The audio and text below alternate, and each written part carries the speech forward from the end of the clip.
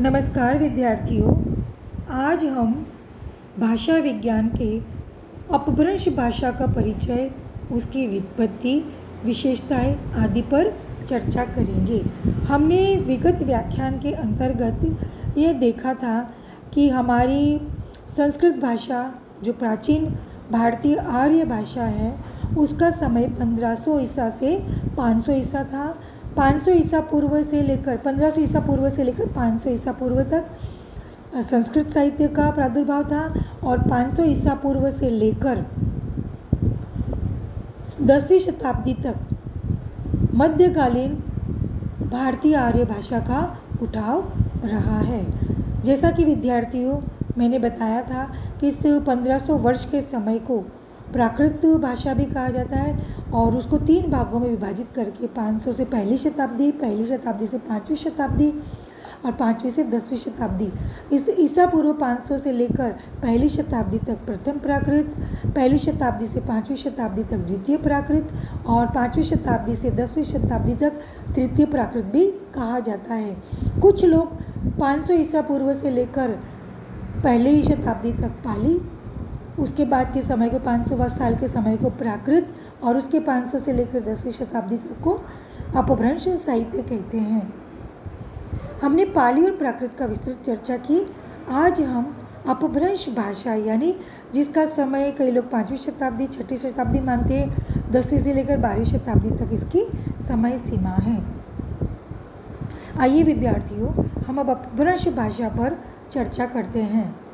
अपभ्रंश आधुनिक भाषाओं के उदय से पहले उत्तर भारत में बोलचाल और साहित्य रचना की सबसे जो जीवंत और प्रमुख भाषा मानी जाती थी वह कौन सी भाषा थी?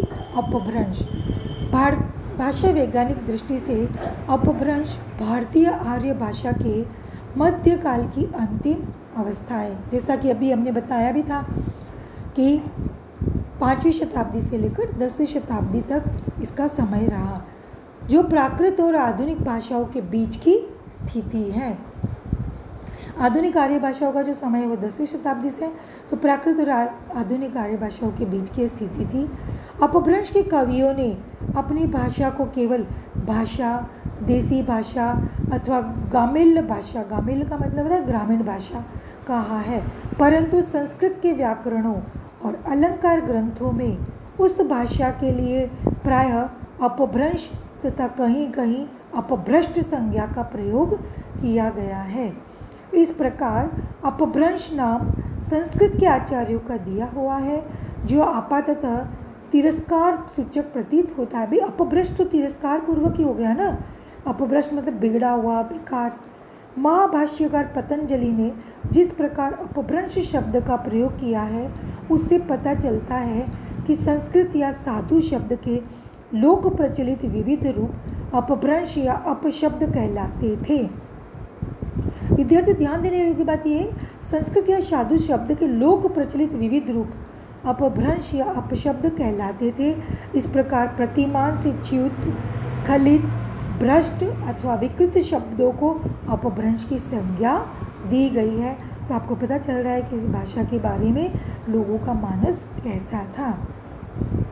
आगे चलकर यह संज्ञा पूरी भाषा के लिए स्वीकृत हो गई। दंडी, जिन्होंने 7वीं सदी में इस कथन के तथ्य की पुष्टि की, उन्होंने स्पष्ट लिखा है कि शास्त्र अर्थात व्याकरण शास्त्र में संस्कृत से इतर शब्दों को अपभ्रंश कहा जाता है। इस प्रकार पाली, प्राकृत, अपभ्रंश सभी के शब्द अपभ्रंश संज्ञा के अंतर्गत आ जाते हैं।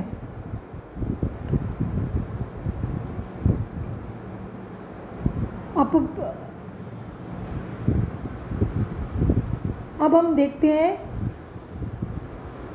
जैसे पाली प्राकृत को तो उन्होंने अपभ्रंश का नाम नहीं दिया था, पर बाद की भाषा को उन्होंने अपभ्रंश का नाम दिया। अब हम इस अपभ्रंश भाषा की व्युत्पत्ति देखते हैं। पतंजलि आदि विद्वानों ने प्राकृत और अपभ्रंश नामों का प्रयोग समान रूप से समान अर्थ में किया है, परंतु भरत मुनि का नाट्य शास्त्र प्रथम ऐसी रचना है जिसमें अपभ्रंश का वास्तविक संदर्भ मिलता है, जो कि आधुनिक अर्थ को दर्शाता है। वह आभीरों की बोली को जिसमें ऊ का प्रयोग बहुतायत से मिलता है अपभ्रंश कहा गया है। उस स्थान पर अपभ्रंश के समकक्ष शब्द विभ्रष्ट का प्रयोग मिलता है। दंडी ने इस बात को स्पष्ट करते हुए आगे कहा है कि काव्य में आभिर आदि बोलियों को अपभ्रंश नाम से स्मरण किया जाता है। इससे यह निष्कर्ष निकाला जा सकता है कि अपभ्रंश नाम उसी भाषा के लिए रूढ़ हुआ जिसके शब्द संस्कृतेतर थे, यानी संस्कृत से इतर थे, साथ ही जिसका व्याकरण भी मुख्यतः आभिरादि लोक बोलियों पर आधारित था। इसी अर्थ में अपभ्रंश पाली, प्राकृत आदि से विशेष भिन्न थी। अपभ्रंश के संबंध में प्राचीन अलंकार ग्रंथों में दो प्रकार के परस्पर विरोधी मत मिलते हैं। एक और काव्य अलंकार रुद्रट का, उसके टीकाकार नमी साधु ने अपभ्रंश को प्राकृत कहा है, तो दूसरी ओर भामर, जिन्होंने 6वीं शताब्दी में, दंडी ने 7वीं शताब्दी में, आदि आचार्य अपभ्रंश का उल्लेख प्राकृत से भिन्न स्वतंत्र काव्य भाषा के रूप में करते हैं। इन विरोधी मतों का समाधान करते हुए याकोगी कहते हैं, याकोगी भविष्यत कहा कि जर्मन भूमिका जिन्होंने लिखी है, उन्होंने कहा शब्द समूह की दृष्टि से अपभ्रंश प्राकृत के निकट है और व्याकरण की दृष्टि से प्राकृत से भिन्न भाषा है। इस प्रकार अपभ्रंश के शब्दकोश का अधिकांश, यहाँ तक कि 90% प्राकृत से लिया गया है और व्याकरणिक गठन प्राकृतिक रूपों से अधिक विकसित तथा आधुनिक भाषाओं के निकट है। प्राचीन व्याकरणों के अपभ्रंश संबंधी विचारों के क्रमबद्ध अध्ययन से पता चलता है कि 600 वर्षों में अपभ्रंश का क्रमशः विकास हुआ। भरत ने इसे शाबर, आभीर, गुर्जर आदि की भाषा बताया है। चंड ने 6ठी शती में प्राकृत लक्षणम में इसे विभाषा कहा है और उसी के आसपास बल्लभी के राजा ध्रुवस्वेन द्वितीय ने एक ताम्रपट्ट में अपने पिता का गुणगान करते हुए उनके संस्कृत और प्राकृत के साथ ही अपभ्रंश प्रबंध रचना में निपुण बताया है। अपभ्रंश के काव्य समर्थ भाषा होने की पुष्टि भामा और दंडी जैसे आचार्यों द्वारा आगे चलकर 7वीं शती में हो गई थी। काव्य मीमांसाकार राजशेखर ने 10वीं शती में अपभ्रंश कवियों को राजसभा में सम्मानपूर्ण स्थान देकर अपभ्रंश की बात कही थी, यानी अपभ्रंश के राज सम्मान की ओर संकेत किया। तो टीकाकार पुरुषोत्तम ने 11वीं शती ने इसे शिष्ट वर्ग की भाषा बतलाया।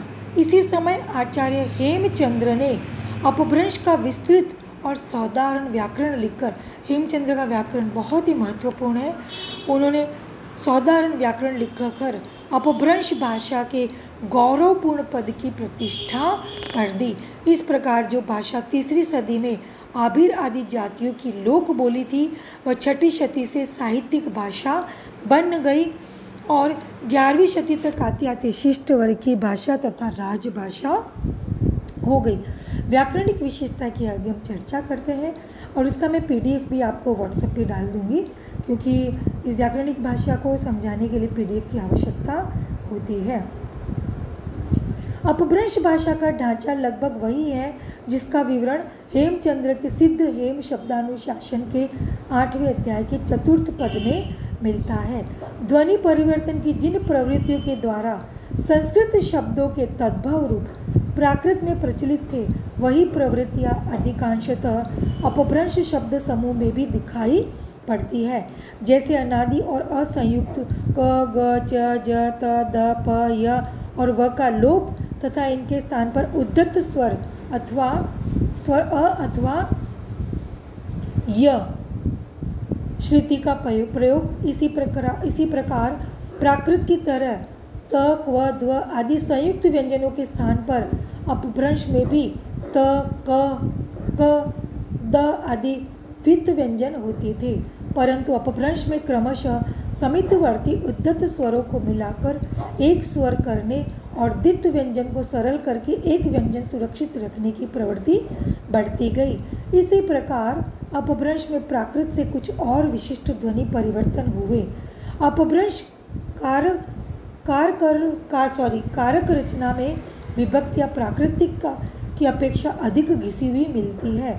जैसे तृतीय एक वचन में एण की जगह खाली क्या है, ए, और षष्ठी एक वचन में स के स्थान पर ह।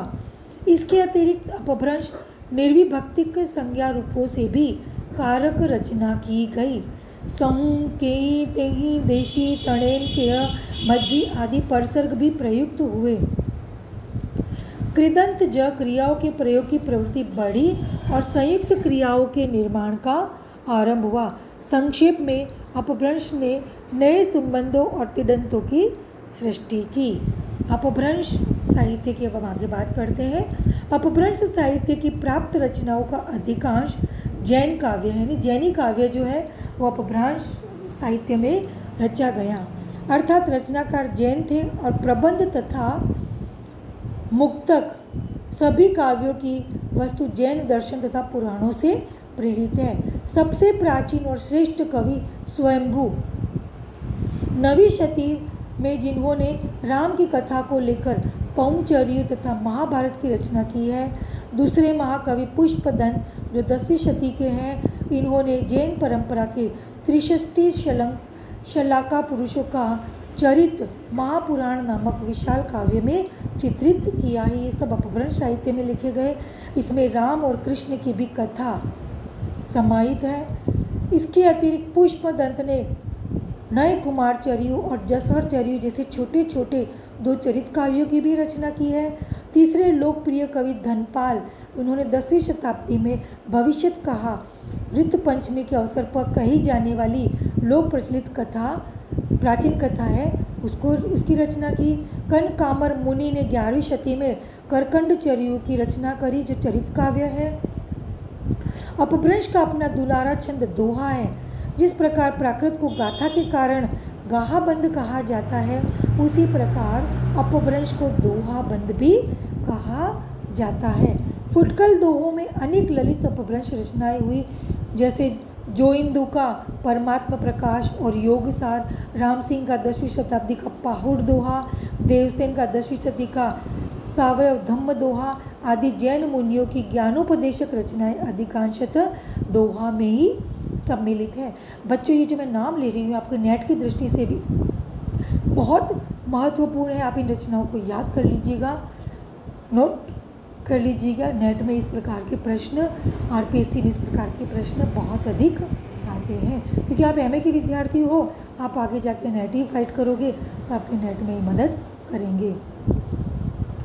जैनों के अतिरिक्त बौद्ध सिद्धों ने भी अपभ्रंश में रचना की है, जिनमें सरहपा, कण्हपा आदि के दोहा कोश महत्वपूर्ण है। अपभ्रंश गद्य के भी नमूने मिलते हैं। गद्य के टुकड़ों उद्योतन सूरी, जिन्होंने 7वीं सदी में कुलयामाल के नीचे आप अंडरलाइन कर लीजिए अपने नोट्स में, यत्र तत्र बिखरे हुए हैं। नवीन खोजों से जो सामग्री सामने आ रही है, उससे पता चलता है कि अपभ्रंश का साहित्य अत्यंत समृद्ध है। 150 के आसपास अपभ्रंश ग्रंथ प्राप्त हो चुके हैं, जिनमें से लगभग 50 प्रकाशित भी हो चुके हैं। विद्यार्थियों, आज इतना ही। अगले व्याख्यान में हम कल अपभ्रंश और आधुनिक भारतीय भाषाओं के बारे में चर्चा करेंगे। धन्यवाद विद्यार्थियों।